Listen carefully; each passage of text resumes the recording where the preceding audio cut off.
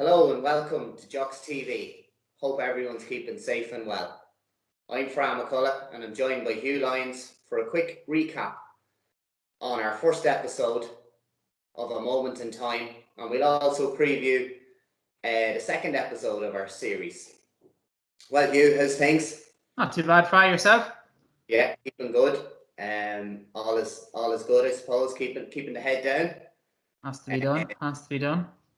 We done a chat with Paddy Sullivan there in the last week or so. I think it went quite well. Have you had any positive or negative, or what's the feedback been like? Yeah, some brilliant feedback. I suppose the first one was a bit of a challenge for me to get in with you at times. You know what I mean? And so we're hopefully ironing that out this evening. But no, joking aside, really good. I had people that have no affiliation with Morris Advice at all contact me. I have to give a shout out to a friend of mine down in Castle Island, County Kerry, Jamie O'Neill, who tuned in. He said he really enjoyed it. I believe you had a couple of people from abroad as well getting on to you, Fra. Indeed, yeah, from Melbourne and from Qatar. Yeah, we had a couple of people tuning in. I think Paddy came across really well. He's very engaging, isn't he? Look, going back as long as I remember, anyone you have ever talked to in Loud saying where you're from, Naomh Martin, he's one of the first men that's always mentioned. He's a legend around the county, and of course we know him well within the club. But as I said, the last day, his passion for the Jocks is really clear for everyone to see, and just his enthusiasm is infectious, and it still burns as bright now as it ever did. So listen, it was great to talk to him. And I think we said it off camera that you could be listening all night, and particularly maybe in the corner of a bar would have been just ideal if restrictions allowed it, Yeah, brilliant. It'd be brilliant. Just I heard from a couple of the younger current players at the moment, and what stuck out to me was one of the stories he told about. I think it was about Jackie McGann taking a couple of weeks off work back in the day and digging the foundations to build a clubhouse. And I think we might have touched on it in our first episode, kind of talking about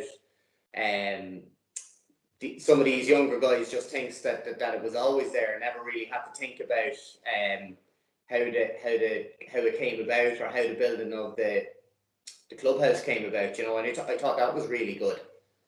Yeah, no, it's brilliant. And I suppose it is you're kind of in the bubble when you're playing, and Paddy probably said it himself, like as a young lad, you kind of take these things for granted. But, look, the club is only as strong as its volunteers, and, only for the likes of Paddy Sullivan, we wouldn't be even in a position to be talking this evening, Absolutely, and it's wonderful to have these guys volunteering to come on to give us a bit of background. And I suppose that kind of brings us on to, can you give us, we're not going to name any names, but can you give us a little bit of background on who we're going to have a chat with in our second episode?